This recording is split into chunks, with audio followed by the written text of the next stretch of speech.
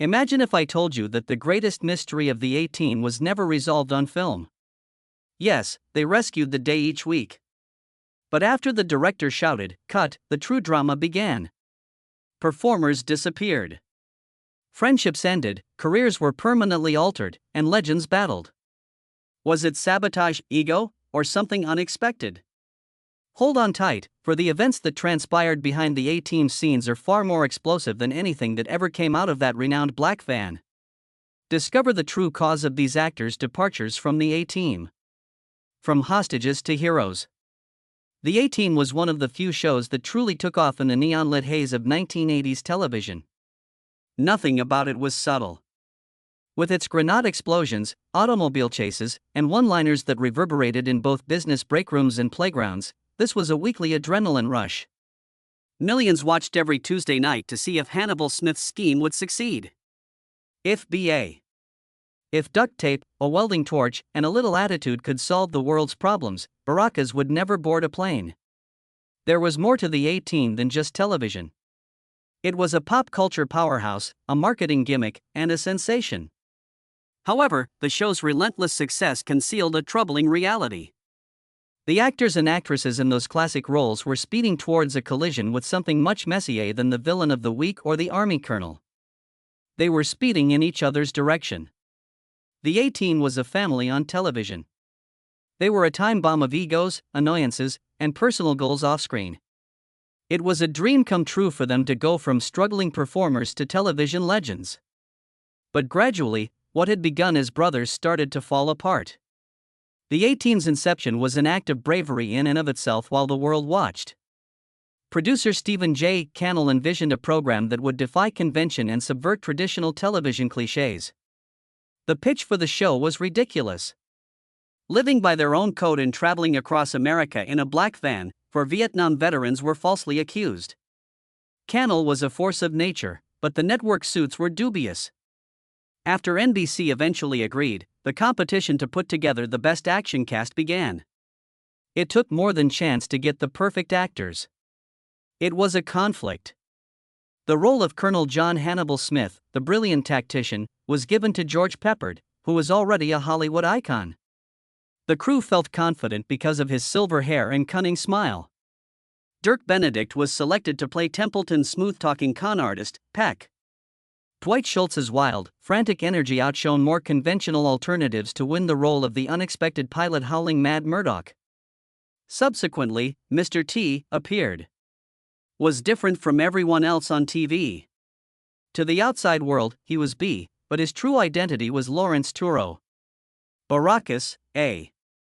Mohawks, muscle, attitude, gold chains, and catchphrases that became part of the national lexicon. Mr. T was the lifeblood of the A-Team. However, no one anticipated the speed at which he would transition from sidekick to superstar or the amount of controversy that would ensue behind the scenes. The A-Team's inaugural season flew by. The toys were flying off the shelves, the performers were suddenly surrounded by people at airports and shopping centers, and the ratings were skyrocketing. It appeared for a minute that the show could do no wrong. However, the machinery of TV stardom never sleeps, so that initial burst of triumph came at a price. Schedules became harsh. The requests were incessant. The scripts arrived late. Compared to their families, the actors spent more time in makeup chairs in vehicles. Additionally, as the writers attempted to surpass themselves with every new episode, the stunts became increasingly risky. It was the pressure, however, that no one discussed. The show's unofficial boss was George Peppard, a consummate professional. He told everyone that he had been in Hollywood longer than his co-stars. He made the decisions on site, battled with the directors, and insisted on rewrites when a scene didn't fit his vision. The cast initially appreciated his experience. After all, Peppard was a legitimate movie star who had appeared on screen with Audrey Hepburn. However, when the younger actors resented his leadership, adulation gradually turned to contempt. Mr. T's quick ascent was the real beginning of the trouble. He was adored by audiences. Youngsters shaved their hair into mohawks and donned gold chains. "I pity the fool" became a catchphrase across the country. Suddenly, Mr. T's visage appeared all over lunch and cereal cartons. as well as his own animated television shows. He was NBC's goldmine for ratings, but Peppard saw the change in focus as a direct danger. Peppard felt that every episode should be about him, and the network's insistence on giving Mr. T increased screen time sparked a power struggle that would continue throughout the seasons. As time went on, it became more difficult to conceal these tensions. Mr. T and Peppard hardly said anything, unless there were cameras. The actor who played Face, Dirk Benedict, later said of the set that Benedict himself was torn between two sides. Appreciated Peppard's traditional rigor and Mr. T's erratic enthusiasm added to each scenario. Even Dwight Schultz, who frequently attempted to lighten the mood with jokes and impressions, was unable to stop the show's seeming disintegration. The cast's relationships off-camera grew increasingly complex as success brought both new challenges and possibilities. Mr. T was taken away for product launches, interviews, and marketing tours. Never one to be outdone, Peppard fought for his own tales to be strengthened. Occasionally, dialogue was rewritten to give Hannibal the final say. Dirk Benedict, meantime, witnessed the use of his character's charm as a ratings tool, but believed Face was all too frequently reduced to comedic relief. Scripts that did not allow Benedict's character to develop much irritated him. By season 3, he subsequently claimed, the writers had given up on the group and were more interested in what would sell toys. Everything was made worse by money. Despite the show's enormous success, the actors' compensation didn't always reflect it.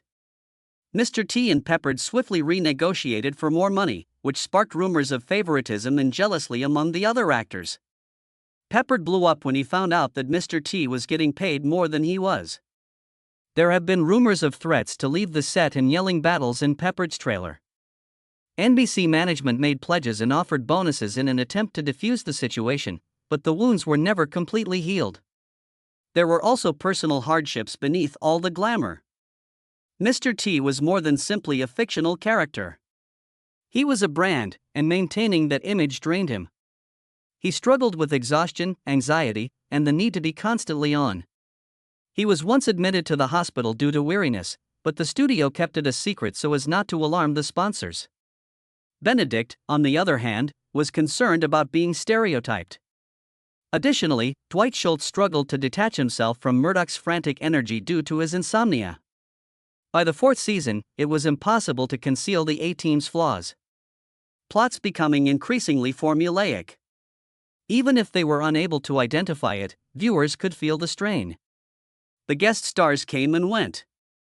However, the show's central theme, a brotherhood put to the test by fire, was displaying signs of stress. Rumors of infighting, missing rehearsals, and performers refusing to appear in the same scenes started to circulate among the press. Nevertheless, the studio was committed to keeping the machine going, and the ratings held. Then the last blow was delivered.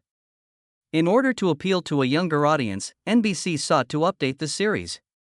In an effort to appeal to younger viewers and satisfy advertisers, executives made the decision to launch new characters. Eddie Velez was chosen to play Frankie Dishpan Man Santana, a mechanic and explosives specialist, while Robert Vaughn joined as the enigmatic General Hunt Stockwell. There was never the same chemistry. The alterations infuriated longtime admirers, and even the main characters realized what was happening. The departures started one by one. Some performers were sent on missions they would never return to, given new storylines, or gently driven away. Others discreetly departed when their excitement for the project waned and they refused to sign new contracts. The once unbreakable team started to disintegrate in the open. There was more drama in the green room than on the battlefield during the A-Team's abrupt and devastating decline. What caused such a close-knit ensemble to fall apart so fast?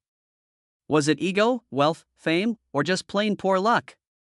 In actuality, it was a confluence of mismanagement, ambition, and the crushing weight of expectations.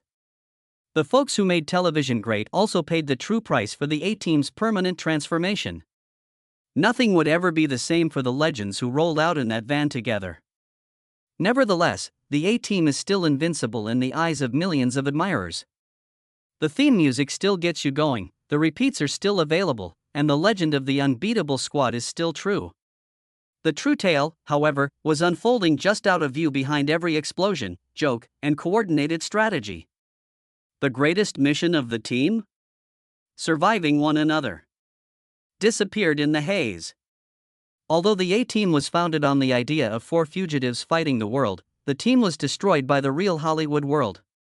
The majority of viewers were unaware that the chaos that ensued after the cameras stopped rolling was far worse than the planned mayhem that was depicted on screen.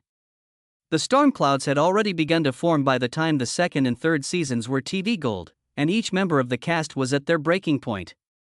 Everybody has four. For reasons more intricate than any NBC story twist. A reality that is nearly universal in Hollywood was at the center of the unraveling. The egos are sharper in larger shows. The lines of battle were formed early for George Peppard. Expecting top billing, creative autonomy, and the respect he had earned over decades, he joined the A-Team. However, television is a game for young people. Before long, the crowd was applauding a different kind of celebrity. Not only did Mr. T alter the show's tone, but he also altered the television industry. The A-Team changed from Peppard's traditional combat story to a playground for eccentric people with each talk show appearance and merchandise sale. With every episode that went by, the tension between Peppard and Mr. T only increased. Initially, Hannibal and B.A. collaborated to defeat adversaries and outsmart the military police. Off-camera, however, Peppard became enraged at Mr. T's rising fame. It was no secret that Peppard felt the position of leader should belong to him alone, and he was angry that NBC viewed Mr. T as the key to the show's success. On some days, Peppard would not communicate with Mr. T directly until someone else delivered the messages. Several times, directors had to act as kindergarten teachers to two adult men who could hardly look at one another without rolling their eyes. The producers became experts at negotiating because they were desperate to keep the team together. Lines were revised, schedules were adjusted, and sequences were res-hot as necessary. To cut down on the drama, once with Peppard and once with Mr. T. However, the cracks just got wider.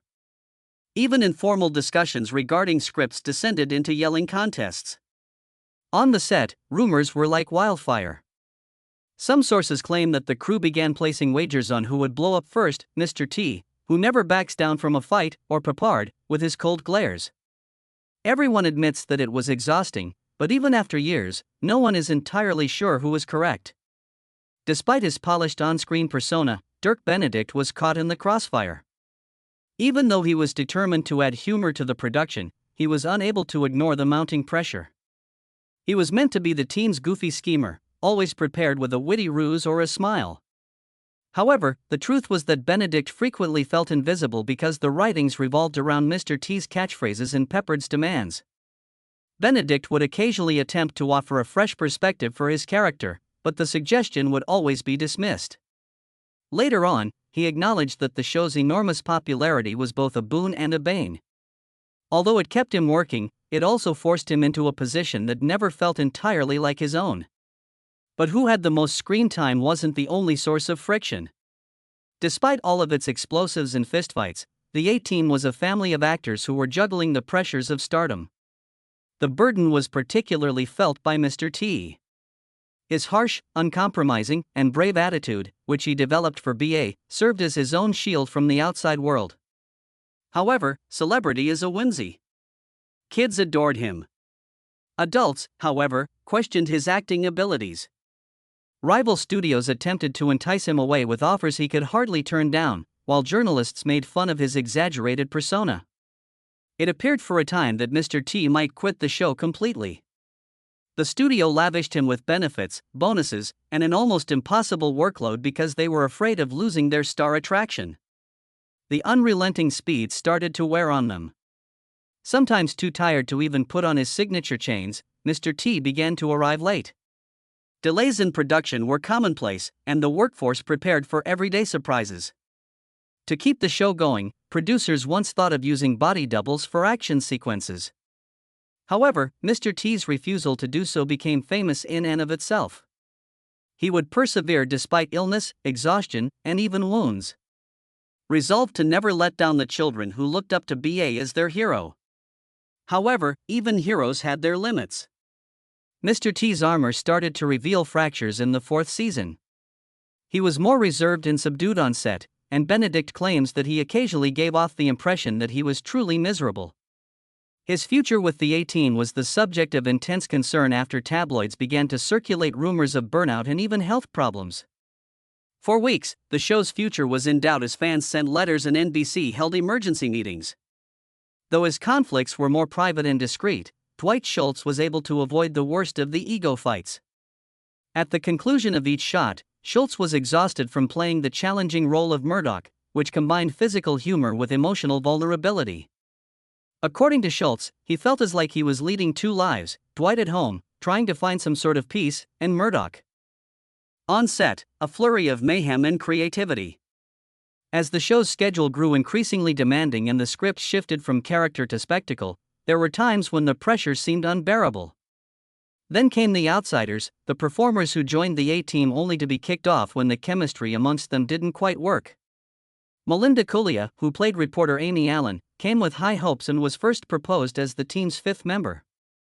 Kulia thought her role would offer a new viewpoint, be able to outsmart the men, and complicate the plots. However, it was said that Peppard didn't like the thought of a female lead taking front stage, and told everyone who would listen what he thought. Kulia's role was eventually diminished following a series of conflicts. Early in the second season, she was written out, and the narrative hardly acknowledged her departure. Kulia later said in interviews that he learnt about the competitive realities of network television by joining the A-Team. There simply isn't always space for a fresh face, regardless of how great you are. NBC tried to revitalize a show that was beginning to look stale by casting Eddie Velas as Frankie Santana in the fifth season. Frankie was intended to be a wild card, a specialist in explosives and mechanics who could contribute new plots and youthful vitality. However, he was never completely welcomed by the original cast or devoted supporters. There was no longer any chemistry. Thus it was difficult for the authors to give Frankie a significant role on the team. In subsequent interviews, Vela acknowledged that he felt alienated and that he was never able to connect with his co-stars the way the original four did during those early, crazy years. Meanwhile, the once inspiring formula of the show started to backfire. The A-Team's no-kill philosophy made them well known. The antagonists were never really harmed, instead, they were always humiliated and bound up. However, during the late 1980s, audiences preferred stories that were more realistic and grim. Rival programs such as Magnum P.I. and Miami Vice were pushing the envelope, and the weekly antics of the A-Team began to seem out of date. The writers attempted to revise the screenplays, but it was nearly impossible to establish a new rhythm because of the ongoing cast drama. The unwavering team spirit that had once existed was now only a memory, replaced by a feeling of disillusionment and desperation. Damage control became a masterclass in the last seasons. To recreate the enchantment, NBC devised marketing stunts, hired new producers, and ordered rewrites. Weary and disillusioned, the performers started searching for ways out. After fighting so hard to maintain control of the show, Peppard was now discreetly approaching his agent about fresh roles. Ever the professional, Mr. T put up a brave front but ceased trying to hide his weariness. Dirk Benedict made an unsuccessful attempt to sell his own spin-off concepts. Despite his comic genius, Dwight Schultz slipped into smaller roles as the program drew to an end, becoming more of a guest star in his own life. Everyone knew what was written on the wall. The cast and crew started reminiscing about the fun times during the wild early days when no one believed the show would survive. The signature cue at the fan conventions stretched around the entire structure. Even the hardest days were made tolerable by the pandemonium, laughing, and companionship. However, nostalgia was insufficient to keep the A-Team broadcast. Furthermore, there was no Hollywood conclusion as the curtain came down. There were more questions than answers for the fans. Were the egos at blame? The cash? Did one of TV's most cherished teams disband due to creative conflicts or simply simple tiredness? Perhaps all of those factors were involved. In actuality, the A-Team was always a test. Lightning in a bottle and good fortune drove this high-wire act. The grandiose plans and the pyrotechnics weren't the actual magic. We briefly believed in Heroes on the Run because of the connection between the four of them.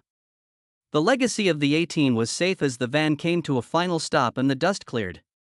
For viewers, the spirit of the show endured even after the actors parted ways.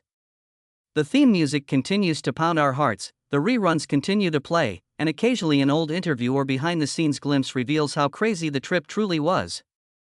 Even if the team is no longer there, the mythology continues to develop.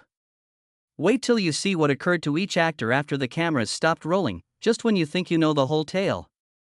Because there were still the most unexpected turns and startling new beginnings waiting around the corner. Following the van. It wasn't simply the credits playing on a popular show as the A-Team's last episode went dark. An period that had energized millions of people was coming to an end. The image of four outlaw heroes speeding across America in a black van was a memorable one for fans. However, the performers had to face reality without a script, without explosions to hide the fissures, and without the safety of numbers after leaving the A-Team. At this point, their tales were even more captivating and, for some, more poignant than any episode could convey. Peppered by George. The hush following the A-Team was deafening to the person who had controlled the television as Hannibal. He had been the man with a plan, the great tactician, for years. However, he found it difficult to land parts that complemented his personality and size when the cameras stopped rolling. Once admiring his power, Hollywood now viewed him as challenging. He returned to the cinema and television industries, appearing in TV films and guest spots. However, nothing stuck as well as Hannibal. For the remainder of his life, the A-Team's legacy served as both his badge of honor and his burden. In the years after the performance, Pippard's health started to deteriorate. He ultimately died in 1994, leaving a lasting legacy as one of TV's iconic leaders, known for his complex, occasionally contentious legacy as well as his unyielding will on set. The path Dirk Benedict took after leaving the A-Team was not a straight line. He had served as Face, the team's amiable con artist, always prepared with a smile and a disguise. Dirk's subsequent actions off-screen led him in unexpected paths. He brought all the self-aware humor that made Face so adored back to his sci-fi beginnings with a memorable performance in the initial Battlestar Galactica reboot. Dirk discovered, however, that being a member of a legendary squad may have both positive and negative effects, much like Pippard. He authored books about his experiences and started attending comic conventions frequently, displaying a unique candor about the highs and lows of celebrity. He made a joke about being the attractive man sitting in the van's back seat. However, there was always a glimmer of reality beneath the laughing, and understanding that sometimes it can be more difficult to start again after being famous on film. The years following Murdoch were a period of reinvention for Dwight Schultz. Dwight was the A-Team member who embraced change the most out of all of them. He transitioned from live-action TV to a hugely lucrative career in voice acting, bringing with him the same unpredictable nature that characterized Murdoch into a new era.